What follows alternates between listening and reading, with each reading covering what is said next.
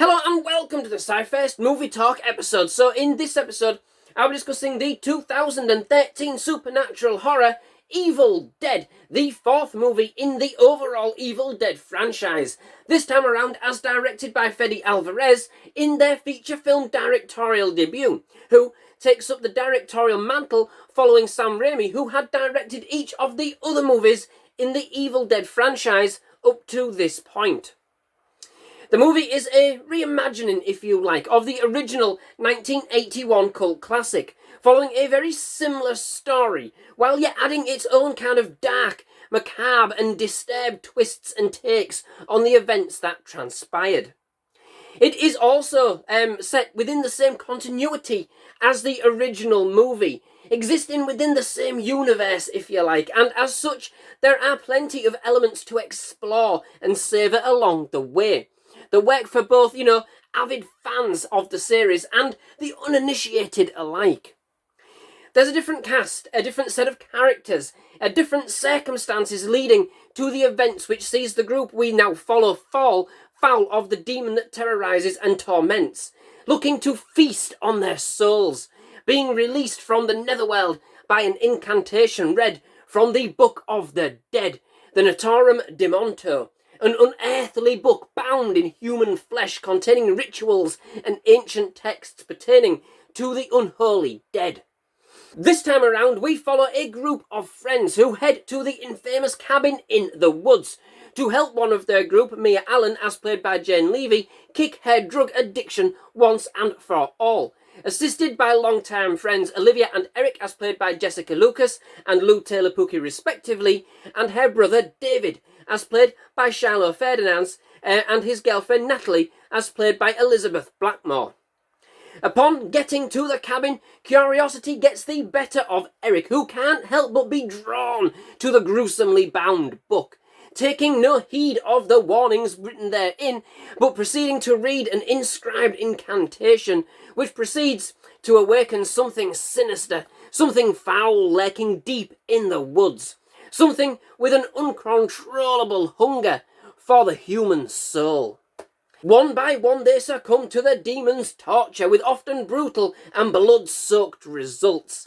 It remains to be seen how any of them will ever survive the night in this shocking twist of fate. With such a primeval force lurking around every corner, just how will any of them ever manage to escape its clutches? So, after almost 21 years, we have a new installment within the Evil Dead franchise with this one. Too long, if you ask me, but we're going to have another wait ahead to have yet another installment, but hey, that's for the next episode. But beyond any doubt, this was certainly worth the wait. I was dubious without having Raimi at the helm, but I needn't have worried. The franchise was in more than good hands with Álvarez. The film is of a very different ilk to its predecessors. That's something I can certainly appreciate. If you've seen the other three films, they're very different on their own accord, so I think this kind of works very well into that kind of push that they have. It doesn't kind of seek to emulate Raimi's style, yet at the same time retains much of the visual aspects and imagery of the franchise that's already been set and established. It's a darker movie with a much more serious tone. This one goes for the horror angle with vengeance, much more mean-spirited, than kind of working any kind of comedic angle. And only really that kind of angle, only really coming from the delight of kind of seeing much of the series' more iconic moments reworked in some fabulously gory and unexpected ways. The franchise as a whole has seen a number of transitions, like I've said, and so this move to kind of more of a darker, more twisted, gloomy projection of the idea works in its own right. Now, it does suffer, I think, partly as it doesn't have anybody with quite the same charm and on-screen charisma as the character of Ash Williams, the protagonist and butt of all the demon's efforts and torture in the first three movies. Played by Bruce Campbell, the character of Ash is almost the soul of the Evil Dead franchise, and kind of not bringing him back was a bit of a risky move. The thing is, unlike the other movies in the franchise, this might kind of have fun with the idea and have a few throwbacks, the early events, but it never has anything close to the same level of fun in itself. The new cast do a decent job, I have no real complaints, but there's no standout element, no real focus on any, with the more iconic kind of events to which Ash was subjected to being very much kind of spread out amongst the characters that we have. Again, however, this certainly delivers the goods. You do get plenty of Evil Dead goodies thrown in that, kind of keeps this more than enjoyable in the most depraved ways possible. It just doesn't quite feel like it kind of quite got the hook it should have done to really kind of push a more unique angle in fitting with the other installments.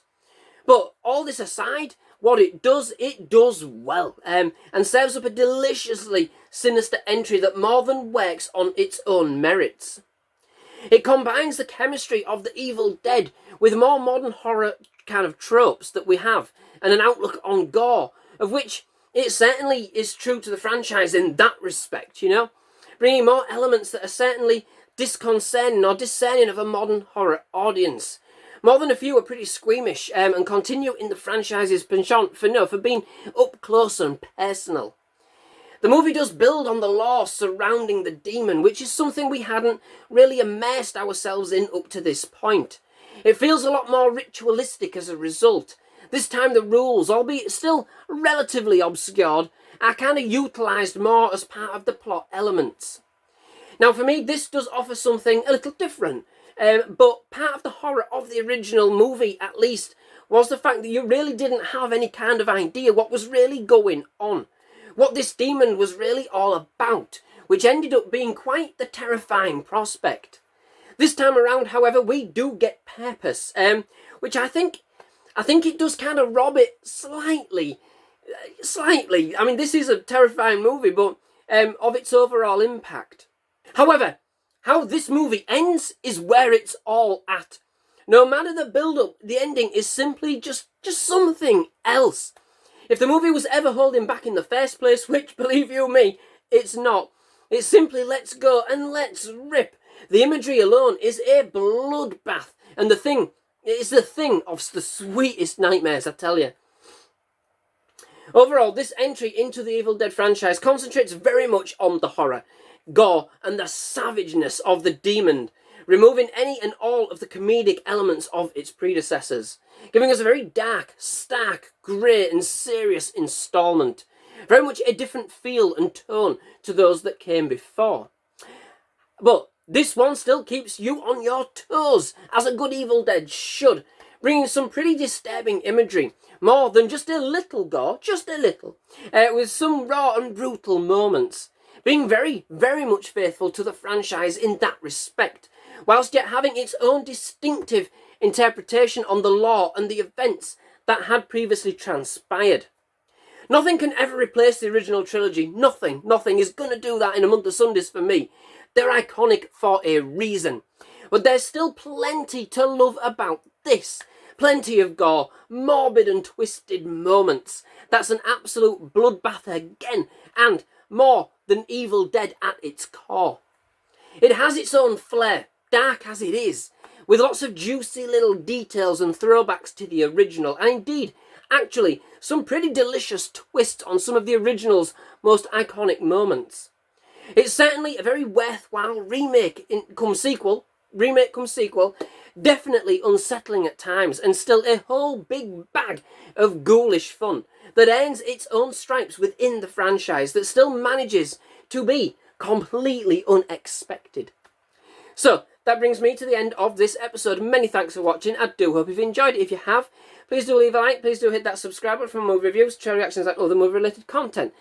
I absolutely loved having you at SciFirst MovieTalk. Definitely love to have you back. Most of all, just thank you very much for watching. Goodbye.